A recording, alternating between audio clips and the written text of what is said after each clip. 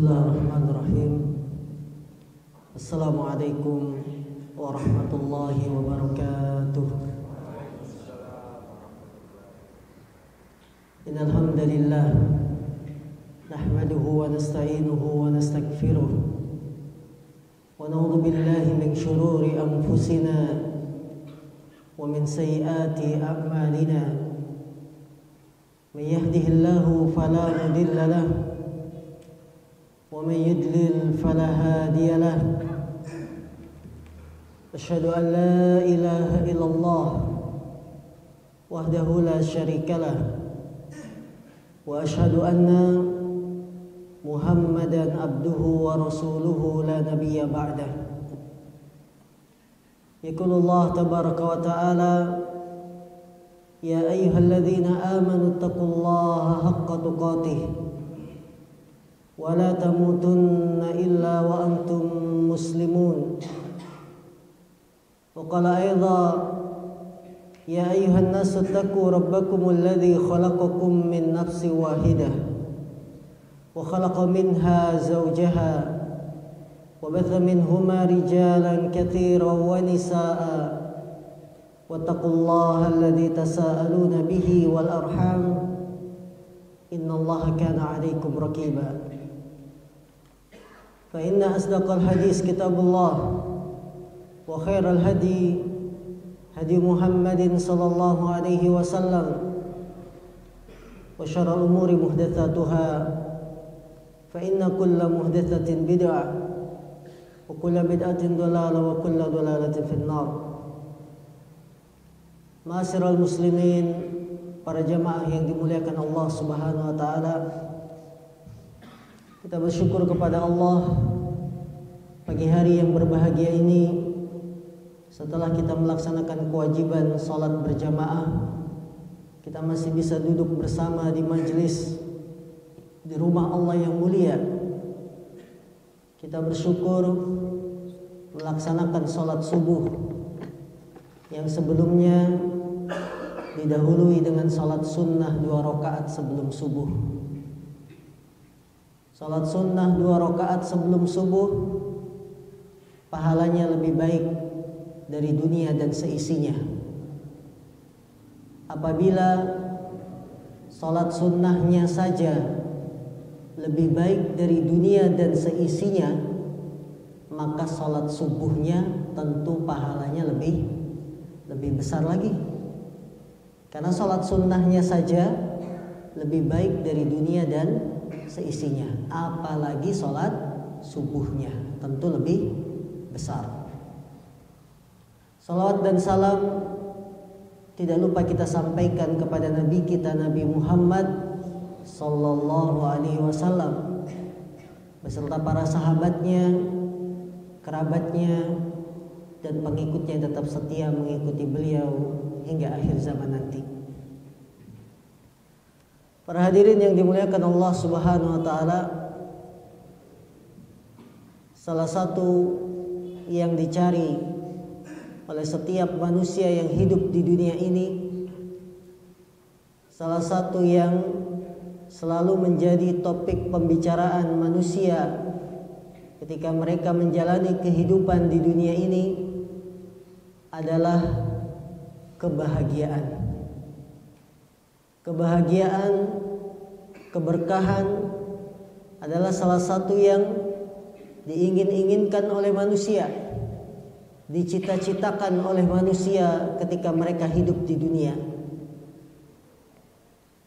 Kalau kita tanya satu persatu manusia yang hidup di dunia ini, apa yang Anda inginkan ketika hidup di dunia? Pasti akan menjawab, saya ingin bahagia, saya ingin hidup bahagia. Sebuah kata yang singkat, kebahagiaan. Namun penafsiran manusia terhadap kata bahagia berbeda-beda. Ada yang mengatakan kebahagiaan itu apabila memiliki kekayaan yang banyak. Ada lagi yang mengatakan bahagia itu apabila memiliki kedudukan sosial di masyarakat. Yang lain mengatakan kebahagiaan itu apabila sudah punya istri yang cantik. Yang lainnya lagi mengatakan kebahagiaan itu apabila memiliki anak. Lantas sebenarnya kebahagiaan yang seperti apa yang kita idam-idamkan? Jawaban-jawaban manusia, kebahagiaan itu yang punya kekayaan, kebahagiaan itu yang punya kedudukan, ini semua hanya sudut pandang duniawi saja. Sudut pandang duniawi. Kalau orang yang berbahagia itu adalah yang paling banyak kekayaannya, maka niscaya pasti Qarun orang yang paling bahagia. Tapi bagaimana kehidupan Qarun? Qarun ditenggelamkan oleh Allah ke dasar bumi dengan kekayaannya. Apakah dia bahagia? Tidak. Walaupun dia merupakan orang yang paling banyak kekayaannya. Kalau kebahagiaan itu dikatakan yang paling punya kedudukan, pangkat kedudukan, maka niscaya Fir'aun akan jadi orang yang paling bahagia. Karena Fir'aun posisinya apa? Raja. Dia seorang raja. Tapi apakah Fir'aun bahagia? Tidak. Bahkan dia ditenggelamkan oleh Allah di lautan. Kalau kebahagiaan itu dikatakan adalah yang paling cantik, ya, yang paling ganteng, maka tentunya orang-orang kafir yang memiliki fisik yang bagus, cantik, ganteng, orang yang paling bahagia. Tapi nyatanya Allah tegaskan, innal ladzina kafaru min ahlil kitab wal musyrikin. Apa lanjutannya? Fi nari jahannam. Orang-orang kafir dari kalangan ahli kitab, orang-orang musyrik di neraka. Bahagia? Tidak. Maka kebahagiaan hakiki, kebahagiaan yang banyak dilupakan manusia, kebahagiaan sejati yang Allah telah tegaskan di dalam Al-Quran surat Ali Imran ayat 185. Faman zuhziha 'anil nar wa udkhilal jannah faqad faz wa mal hayatud dunya illa mata'ul ghurur.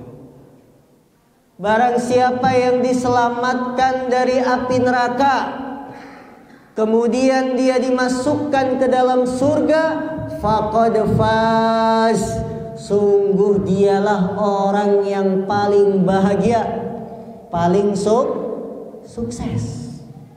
Jadi hakikat kebahagiaan kata Allah apa? Selamat dari neraka, masuk surga. Sudahkah kita mencari kebahagiaan ini? Selamat dari neraka, masuk surga. Jadi kebahagiaan bukan diukur dengan kekayaan, kebahagiaan bukan diukur dengan paras yang cantik, kebahagiaan bukan diukur dengan kedudukan, kehormatan yang kita punya. Kebahagiaan yang sejati, selamat dari neraka, masuk surga. Bapak, ibu, saudara-saudari yang dimuliakan Allah, ini yang kita cari, ini yang kita perjuangkan, ini yang kita cita-citakan. Selamat dari neraka, masuk surga. Faman zuhziha 'anil nar wa udkhilal jannah faqad faz. Barang siapa yang diselamatkan, dijauhkan dari neraka, dimasukkan ke dalam surga, maka dialah orang yang beruntung, orang yang berbahagia.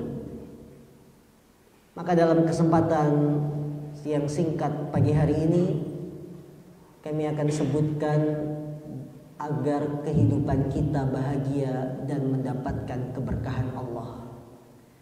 Bagaimana caranya agar kehidupan kita bahagia dan mendapatkan keberkahan dari Allah Subhanahu wa taala?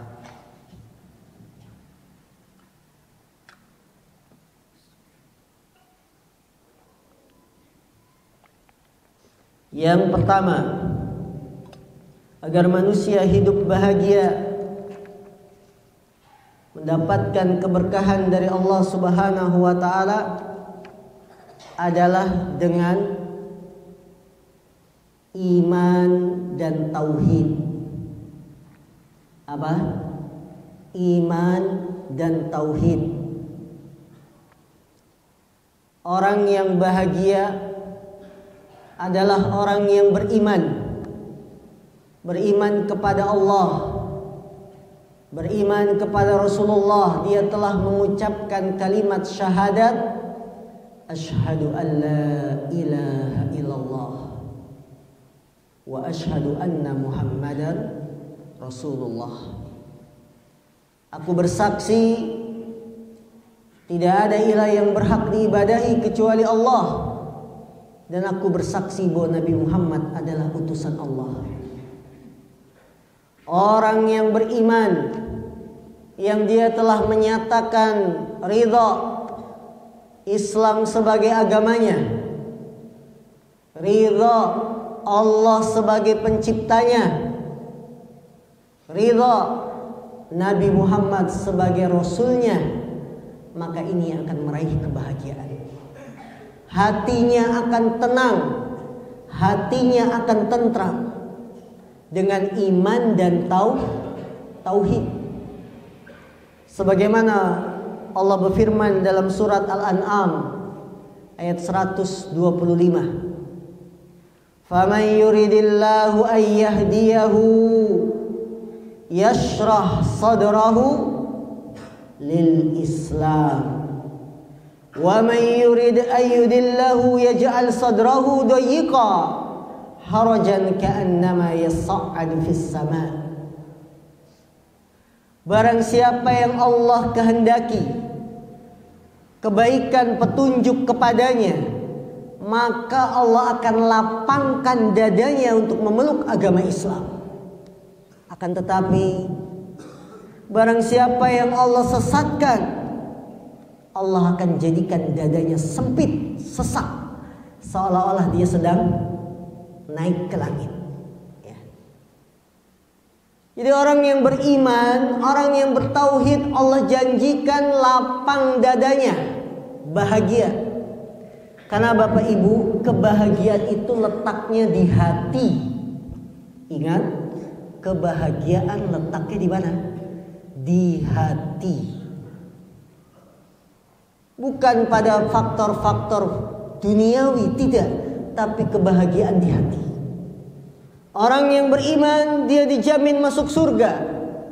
Orang yang beriman, dia selamat nanti pada hari kiamat. Alladzina amanu wa lam yalbisu imanahum bidzulmin. Apa kata Allah? Ulaika lahumul amnu wa hum muhtadun. Orang-orang yang beriman, yang keimanan mereka tidak dicampuri dengan kezoliman, yaitu maksudnya kesyirikan, tauhid. Apa balasan yang akan mereka terima? Ulaika lahumul aman. Mereka itu yang akan mendapatkan keamanan. Dan merekalah yang mendapatkan petunjuk. Maka bagi yang ingin mencari kebahagiaan, dia beriman. Bagi yang ingin mencari kebahagiaan, dia bertauhid. Rasulullah sallallahu alaihi wasallam mengatakan, inna syafaati, sesungguhnya syafaatku li ahli tauhid, untuk orang yang bertauhid, la yusyriku billahi syai'a, yang tidak menyekutukan Allah dengan sesuatu apapun. Allahu Akbar. Ini kebahagiaan. Iman membawa orang ke dalam surga, tauhid membawa orang mendapatkan petunjuk dari Allah Subhanahu wa taala. Bapak Ibu, kalau kita lihat orang-orang yang tauhid, mengesahkan Allah dalam ibadah, tidak pernah mengalami kekalahan. Orang yang bertauhid, dia yang menang. Tapi yang menyekutukan Allah, yang menyembah selain Allah, dialah yang selalu kalah. Lihat perjalanan para nabi ketika mendakwahkan manusia agar beribadah kepada Allah. Dimulai dari Rasul yang pertama. Siapa Rasul yang pertama? Nabi Nuh. Umatnya Nabi Nuh, apa yang mereka lakukan? Menyembah patung. Nabi Nuh dakwah 950 tahun, mengajak manusia beribadah kepada Allah. Tapi umatnya yang ikut Nabi Nuh cuma sedikit. Allah siksa, banjir besar. Lihat akhir kehidupan orang-orang yang menyekutukan Allah. Hancur, disiksa oleh Allah Subhanahu wa taala. Sementara yang mendakwahkan, yang beribadah kepada Allah selamat dengan naik kapalnya Nabi Nuh. Ini pelajaran berharga bagi kita, bahwa iman dan tauhid mendatangkan kebahagiaan. Kisah yang kedua, kisahnya Nabi Ibrahim dengan penguasa saat itu. Siapa nama penguasa raja di zaman Nabi Ibrahim? Raja Namrud. Namrud, apa yang disembah? Patung. Sampai ketika Nabi Ibrahim menghancurkan patung-patung, disisakan patung yang besar. Ibrahim, kamu yang melakukan ini, menghancurkan patung? Nabi Ibrahim alaihissalam menjawab, tanyalah kepada patung yang besar. Patung besar bisa apa? Dia tidak bisa berbicara. Kemudian Nabi Ibrahim mengatakan, apakah kamu menyembah sesuatu yang dia tidak punya kekuasaan? Ya. Tapi raja ini sombong. Dia mengatakan, saya bisa menghidupkan, saya bisa mematikan. Kalau kamu mengatakan Tuhanmu bisa menghidupkan, bisa mematikan, saya juga bisa. Ini ada dua orang saya panggil, satu saya penggal, satu saya biarkan hidup. Saya bisa menghidupkan, bisa mematikan. Apa jawab Ibrahim? Rabb saya bisa mendatangkan matahari dari timur ke barat. Kemudian datangkanlah sekarang matahari dari barat ke timur. Fabuhitalladzi kafar. Raja Namrud terdiam, gak bisa jawab. Mendatangkan matahari dari barat ke timur, bisa dia? Tidak bisa. Maka ahli tauhid yang menang, yang beriman itu yang bahagia. Diikuti oleh nabi setelahnya. Perjalanan berikutnya para rasul, Nabi Musa. Siapa penguasanya? Di zaman Nabi Musa, Fir'aun yang mengatakan, ana rabbukumul a'la, saya adalah Rabb yang paling tinggi. Gak percaya dengan yang namanya Allah pencipta alam, tidak percaya. Sampai Fir'aun menugaskan pembantunya. Siapa pembantunya Fir'aun? Pelayannya, Haman, bangunkan saya menara sampai langit supaya saya bisa ngelihat di langit ada Allah apa tidak.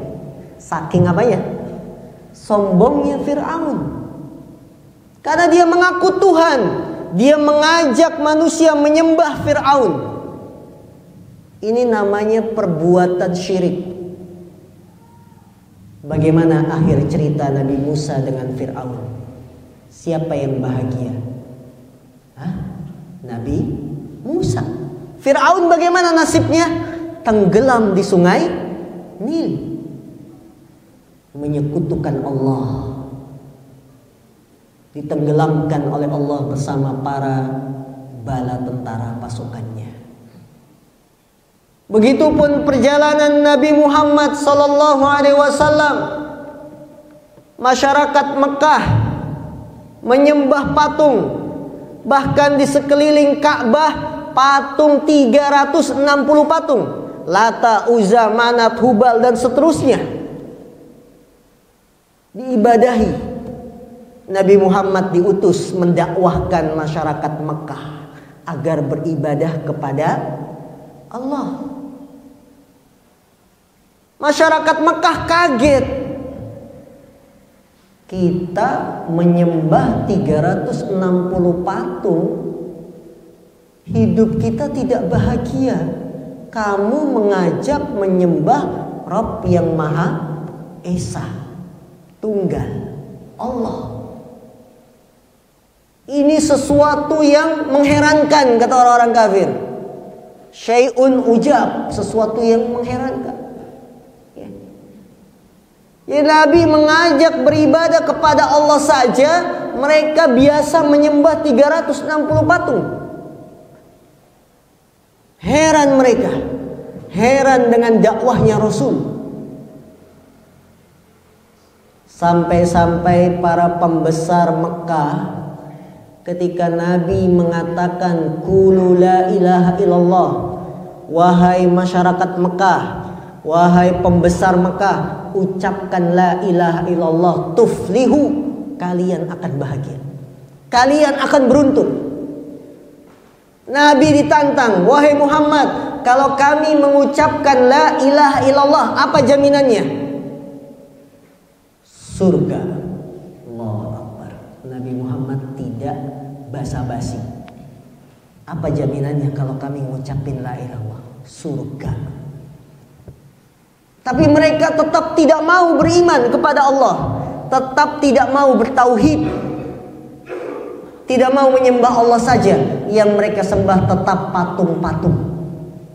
Bahkan mereka mengatakan, ya Muhammad, laqad qulta kalimatan tuharibu bihil Arab. Wahai Muhammad, dakwah yang engkau ajak, yaitu mendakwahkan tauhid agar beribadah kepada Allah saja, ini sama saja dakwahmu itu sudah menabuh genderang perang kepada bangsa Arab. Artinya dakwah kamu itu sekarang itu nantang orang Arab. Kenapa nantang orang Arab? Karena umumnya penduduk Arab saat itu menyembah patung. Nabi Muhammad suruh nyembah siapa? Allah. Dakwah kamu Nabi Muhammad, kamu berarti sudah menantang Arab pada umumnya, karena mereka sedang apa? Menyembah patung. Bagaimana akhir perjalanan cerita Nabi kita yang mulia Nabi Muhammad ketika mendakwahkan tauhid? Siapa yang bahagia? Nabi Muhammad awalnya diusir dari Mekah, pindah ke Madinah, mendakwahkan tauhid di Madinah, mendidik masyarakat. Pada akhirnya tahun ke-8 Hijriah, peristiwa bersejarah penaklukan kota Mekah. Kaum muslimin berbondong-bondong kembali masuk ke kota Mekah. Kota Mekah ditaklukkan, dikuasai kembali. Waja'al haqqu wa zahaqal batil. Kebenaran sudah datang dan kebatilan sudah hilang, sudah musnah.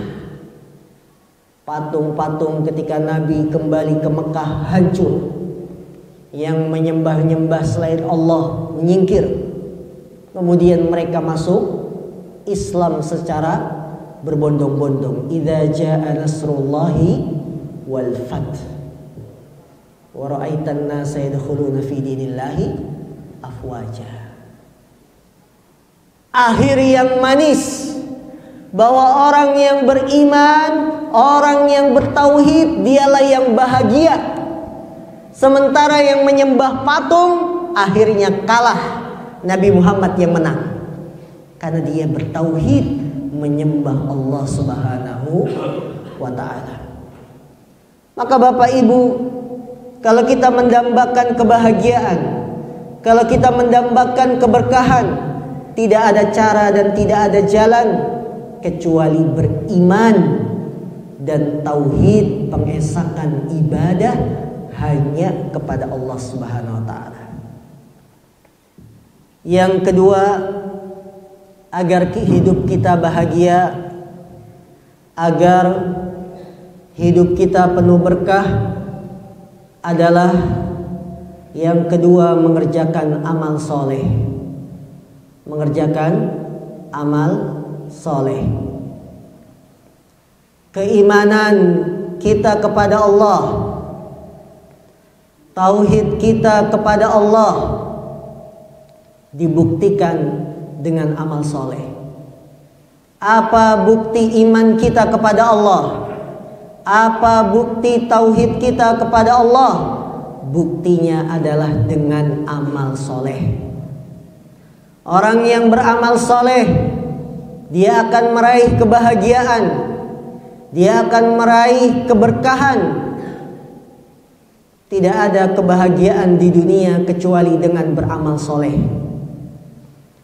Allah menyebutkan dalam surat An-Nahl ayat 97, Allah berfirman, "Man 'amila shaliha min dzakarin aw untha wa huwa mu'min falanuhyiyannahu hayatan thayyibah." Barang siapa yang mengerjakan amal soleh, baik laki-laki maupun wanita, dan dia dalam keadaan beriman, maka sungguh akan kami berikan kehidupan yang baik. Apa kata Allah? Barang siapa yang beramal soleh dari laki-laki atau wanita, kemudian dia dalam keadaan beriman, maka akan kami berikan kehidupan yang baik. Janji dari Allah tidak mungkin meleset. Orang yang beramal soleh, Allah berikan penghidupan yang baik. Maka kaum muslimin, kita jangan tertipu dengan orang-orang kafir yang diberikan rizki lebih banyak. Kita jangan tertipu dengan orang-orang yang bermaksiat, tidak beramal soleh tapi kehidupannya lebih enak. Ingat, kenikmatan yang membuat kita lupa kepada Allah bukan kebaikan. Sebaliknya, musibah yang mengingatkan kita kepada Allah lebih baik daripada kenikmatan membuat kita lupa kepada Allah. Orang-orang kafir, mereka diberikan kehidupan yang baik di dunia padahal kafir, mereka kaya dan sebagainya. Ini ujian agar mereka bersenang-senang di dunia ini seperti binatang. Nanti di akhirat tunggu siksa Allah yang sangat pedih. Rasulullah bersabda, "Ad-dunya sijnul mu'min wa jannatul kafir." Dunia itu penjaranya orang beriman dan surganya orang kafir. Kenapa orang beriman dikatakan dunia ini bagaikan penjara? Karena di dunia kita tidak boleh melanggar larangan Allah, tidak boleh judi, tidak boleh minuman keras, tidak boleh zina. Penjara. Tapi nanti di akhirat kita akan bahagia, tidak ada lagi larangan. Di surga boleh minum minuman keras, di surga boleh pakai baju sutra bagi laki-laki. Tidak ada lagi larangan. Surga bagi orang beriman nanti di akhirat. Orang kafir surganya di dunia, mereka bersenang-senang. Ya'kulun wa yatamatta'un, mereka makan, mereka bersenang-senang sebagaimana seperti bersenang-senangnya seekor hewan. Nanti di akhirat mereka akan mendapatkan siksa yang sangat pedih. Maka Bapak Ibu, kebahagiaan itu dengan beramal soleh, kebahagiaan yang abadi yang akan kita dapatkan nanti di hari kiamat, yang tidak bisa dibayangkan dengan mata, tidak bisa dibayangkan dengan pikiran. Ma la ainun ra'at wala udhunun sami'at wala khatara ala qalbi bashar. Mata tidak bisa melihat bagaimana kebahagiaan, keindahan di surga. Telinga tidak bisa mendengar bagaimana indahnya sungai-sungai surga, gemericik airnya bagaimana, dan tidak bisa dibayangkan oleh hati-hati orang kebahagiaan kita. Maka kalau kita beriman, sholat 5 waktu, sementara saya diberikan ujian ekonomi, saya rajin ibadah kok tetap diberikan sakit, ingat, ujian seorang muslim akan membuahkan pahala. Ujian seorang muslim akan membawa pada kebahagiaan.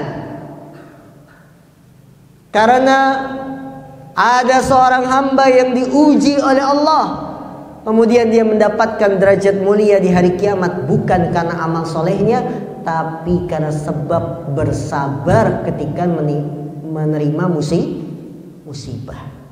Maka yang kedua, kunci kebahagiaan dan keberkahan hidup adalah apa? Beramal soleh. Yang ketiga, kunci kebahagiaan, keberkahan hidup mengikuti ajaran Nabi Muhammad sallallahu alaihi wasallam.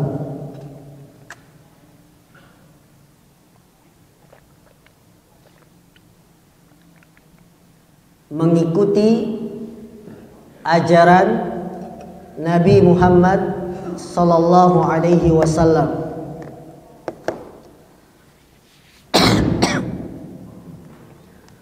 Orang yang bahagia adalah yang mendengarkan wasiat Nabi ketika Nabi berkhutbah ketika haji wada. Apa haji wada?